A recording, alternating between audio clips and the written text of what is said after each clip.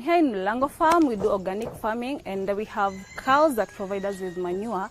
And we don't apply the manure directly to the farm. First, we take it through the biodigester to add more nutrients and to make it more concentrated to use. So here we have the inlet. So in the inlet, you have to put equal amount of manure and equal amount of water. If it's 2 buckets of manure, 2 buckets of water, it goes through inside this pipe to this black bag. So this black bag, this is where the fermentation takes place to produce methane. And then the methane, when it's ready, goes through this pipe here all the way to our small kitchen. But here we have a filter where the gas is managed. And then this pipe transports the gas all the way to our biogas kitchen. This is where the pipe is ending, and this is our biogas kitchen. This is the gas from the animal waste material.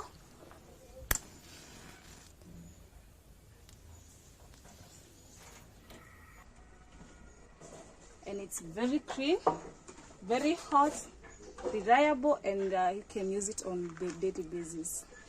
And then the slurry that comes out, the waste that comes out from this bag, comes in through this outlet. So this is where we get excess water that we use it as fertilizer, and we mix it with the compost and manure. Then we take it to the farm, and that's how now we apply it to our farm.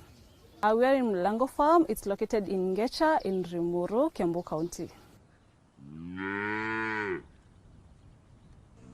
In this farm, it's an organic farm, so we don't use any kind of fertilizer. We only use organic materials like the compost, the manure. Here in Mlango Farm, we're very cautious. We prepare our farm before planting. This is how we do.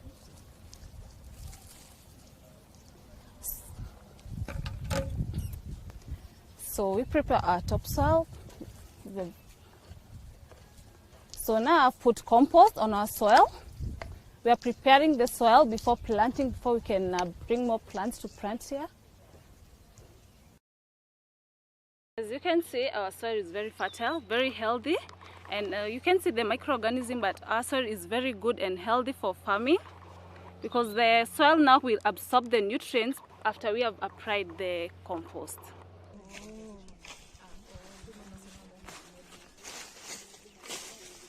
Every farmer needs composting because it's very sustainable and very easily accessible, and it adds nutrients to the soil. And you could use the vegetables leftovers. Here in Mlango Farm, we use vegetable leftovers. This is cabbage. We also have leaves, twigs. You can get it anywhere, and it's really important because it adds nutrients to the soil. Once it's decomposed, it's able to bring more nutrients to the soil. To build a composting site, you need to find a perfect location where there's shade under a tree, where there's no direct sunlight, to maintain moisture and to make sure that the composting process is easy and the moisture is retained in the compost.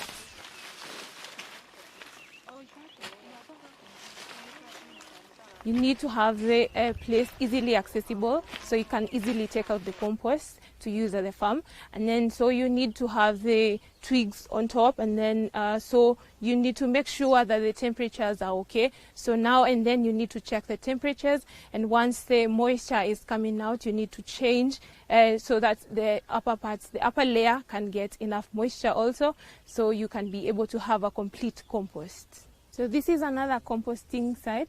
This is older. So what happens, we'll mix the compost with the manure, and it will be ready to be used at the farm. As you can see, it's looking nice and ready to be used. To keep the soil healthy, you have to use things like manure, and you have to use compost also. And you also need to intercrop and do rotational farming, because some plants give certain nutrients to the soil and others take the nutrients. Above here we have intercropping. Here we have beans. This is fennel. We have the rhubarb, and this is kale. We have the lemongrass. And here we also have lemon verbena. Here we have spinach. So this spinach, maybe it can be here for about a month. Then we can move it somewhere else and plant maybe carrots, broccoli, cauliflower here. Because the spinach have already given us nutrients to the soil. Then we can bring another plant which can intake the nutrients that was left in the soil, and it can also give its nutrients to the soil. Trees are good for the fungi and also for evaporation because of the shade that they give, so the water doesn't evaporate. They are also part of intercropping, and then we use them to hold the soil and keep the soil together. And we have divided our farm into terraces, so when the water comes, the excess water, instead of carrying away our topsoil, the water comes to these trenches. These trenches are very fertile. And also, they are just not trees, they give us fruits. The roots have network, and the fungi helps in... We've been talking about giving us nutrients that help us biogas, to yield more. And now here's the big secret. Here we have our wormery. It's called a vermicompost. So here in the wormery, we put kitchen refuse. So what the worms do, they break down all these materials, they decompose them, so that you can get a very fine humus.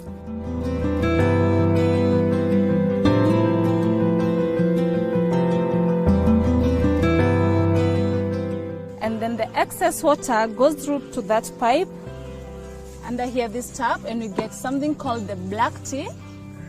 That's a very good and healthy fertilizer that's very nutritious for our farm. You dilute it with 30 ml of black juice with the 20 liters of water, and then you can spray it on the farm. And as for the wormery, you have to keep it covered from direct sunlight and from the birds that feed on the worms.